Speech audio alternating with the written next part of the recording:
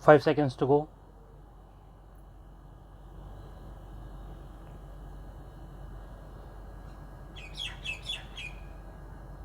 Start. I am happy to be in the midst of veteran workers with lifelong devotion to the cause of rural welfare.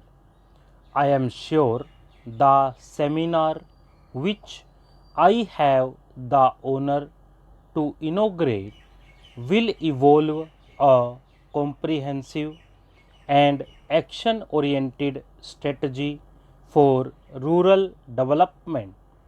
We cannot forget that more than 80% of our population lives in rural India, and the progress and prosperity of our nation depends entirely on how far we are able to improve the economic and social life of the rural masses. It has been my faith for nearly half a century, ever since I came under the influence of Mahatma Gandhi, that the key to the future development of our nation rested on our ability to bring about a total economic and social transformation of our villages in which the real Indian lives. As a matter of fact, I prepared a blueprint on this question and sent it to Pandit Jawaharlal Nehru, where I mentioned the need of organizing the 700,000 villages in the country on a purposeful basis. At that time, I felt that if we could have one dedicated social worker for every 7 villages, we would be able to energize the rural folk.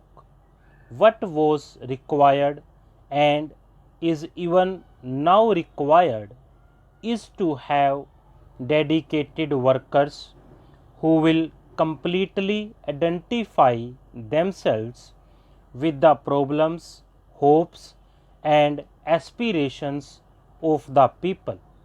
The strategy for rural development that we evolve should have both a social and economic content.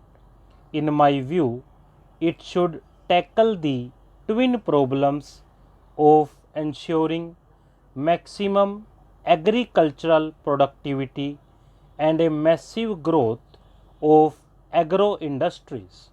In our country, there are a few pockets of rural prosperity, notably in some areas of Punjab and Haryana.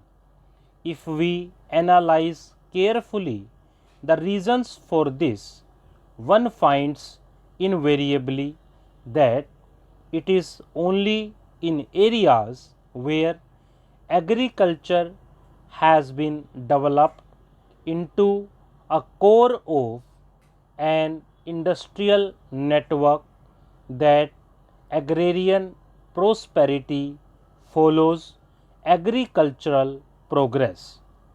This would imply the need for an integrated plan of cropping and the growth of agro industries. Unless we involve the people in the formulation and implementation of plans, we cannot make much progress. The panchayats, representing the collective will of the people, can and should play a positive role in economic development. Panchayats in our country unfortunately have earned a bad name as being caste and faction ridden.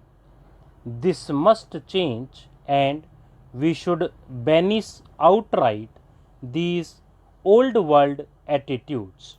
For rural development to be most fruitful, panchayats and panchayat organizations should be made the most effective instruments. Bureaucratization and politicalization have also been the bane of panchayat institutions.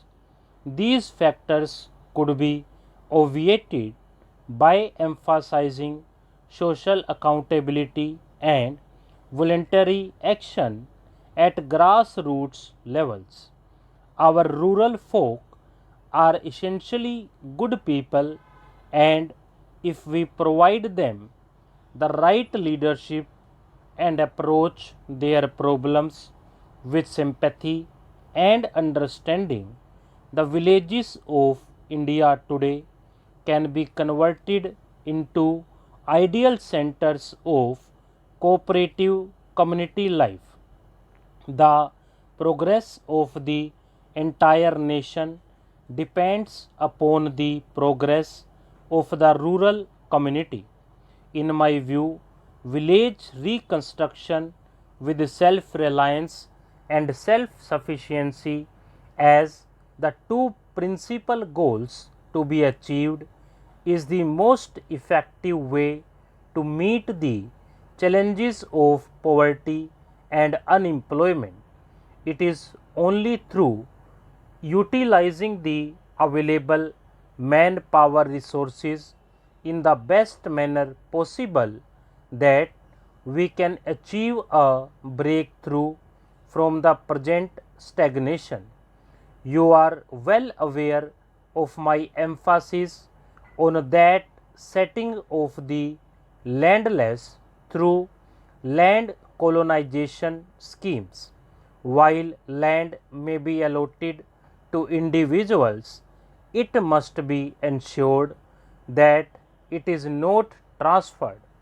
In our anxiety to provide land to the landless, we are not embarking on programs by which we are trying to give pattas and rights to individuals.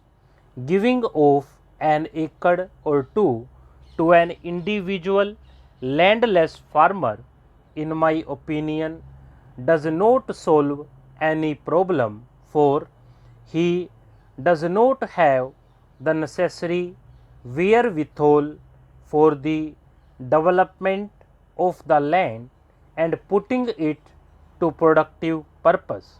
Such uneconomic holdings usually go back to the money lenders or to the big farmers who try ultimately to deprive these poor persons of the land. Whenever we give land to the landless, it must be made clear that they should form into cooperatives so that they can jointly cultivate it and derive maximum benefits. There would be collective ownership, and therefore, for practical purpose, the entire project area will be managed as a part of the larger entity, and individual interest will be subject to the common will and progress. Where there is a collective endeavor, several aspects of modern scientific agriculture like proper pest control and water management becomes capable of effective adoption. The essence of my program is that all available land will be put to agricultural activity with a vast network of small scale industries growing round them. Women have also an important place in this scheme because they can engage themselves profitably in occupations like beekeeping, poultry, dairy, weaving, tailoring, etc. This, in my judgment, is the best way to raise the standard of living in our country by providing full employment to our masses. Stop.